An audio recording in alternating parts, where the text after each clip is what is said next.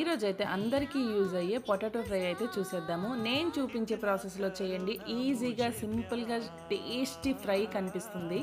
సాంబార్ చేసామా, మా ఇంట్లో తప్పకుండా ఇది ఉండాల్సిందే. ఇదే అనమాట సాంబార్ కాంబినేషన్.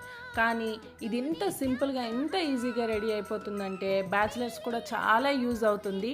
నా వీడియో చూసి అయితే నేర్చుకోండి చక్కగా సింపుల్గా పొటాటో ఫ్రై అనేది.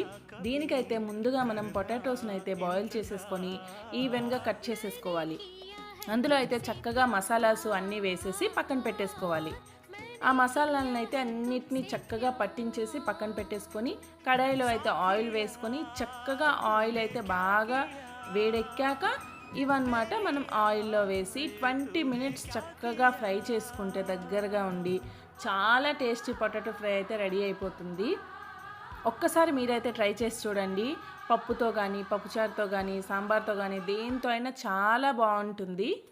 ఇంకా సింపుల్గా కూడా రెడీ అయిపోతుంది. ఆడవాళ్ళకి టెన్షనే లేదు కదా. ఇదైతే నేను అనుకుంటాను లేజీ రెసిపీ అని. మీరు కూడా ట్రై చేసి చెప్పేయండి ఎలా కుదిరిందనేది.